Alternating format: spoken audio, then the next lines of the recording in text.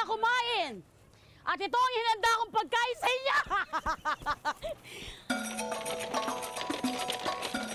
Matapos ang pagpapastol ng mga tupa, oras naman para padedehin ni Mehehey ang mga baby sheep o tinatawag ding lamb. Calm down, guys. La la la la la la la la. Oh. Ang ganda, parang nanay. La la la la. Gardeng! Gardeng, magluto ka na! Ang ganda, oh. Tsaka in fairness sa mga tupa, mababait po, no? Medyo may ilag lang sa mga tao, pero... Ay! Sabi na, ang daldal mo, nanay. Sandali po. Kahit tila sunod-sunuran lang ang mga tupa, alam niyo bang matalino ang mga to?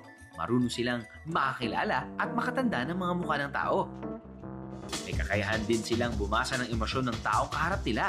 At higit sa lahat, kaya rin nilang tandaan ang mga pangalan nila. O akala niyo si Bantay lang ang may kaya nun, no? Kiss mommy! Kiss mommy! Uy, ang sweet, oh. Diba? Ibig sabihin, mababait po ang sheep. So, kung year of the sheep, mabait po sa atin ang taong ito. Tama? This milk is everybody's milk. Even you, kuya.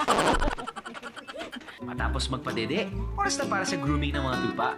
Dahil umiinit na ang panahon, dapat nang gupitan ng wool ang mga tupa. Game ka pa ba, Mehehey Braham?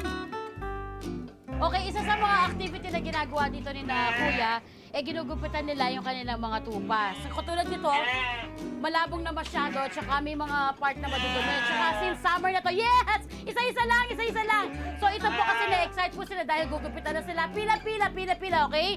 Ready na tayo, kuya?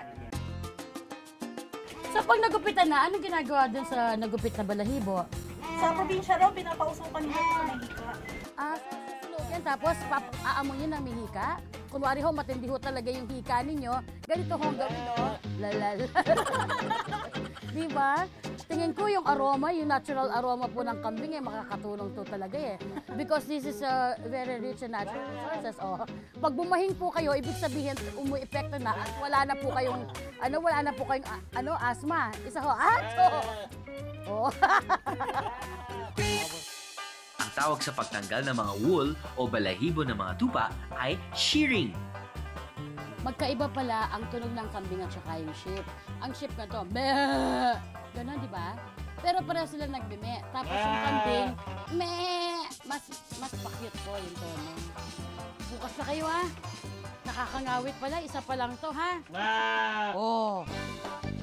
Aba, mukhang at home na itong si Mehehey Braham kasama ang mga tupa, ha? Swerte naman kaya siyang ngayong Year of the Sheep. Ang pag-aalaga ng sheep is swerte din sa bahay mo. Bawal lang ang mga... Pwede na lang, instead of mag-alaga ng sheep, is mag-display ng mga sheep sa bahay mo. Ang pagdi-display ng 3 sheep, magko-combine 3 sheep na nakapatong sa isang mountain or 3 sheep na magkakasama, this will bring in very good fortune for 2015. Ang lucky color for 2015 is the color green. Ang pag-repaint ng opisina mo, ang paggamit ng green color na bag, wallet, or green color na damit will surely enhance yung wealth luck mo. Ngayong Year of the Sheep! Sana'y maging swerte tayong lahat!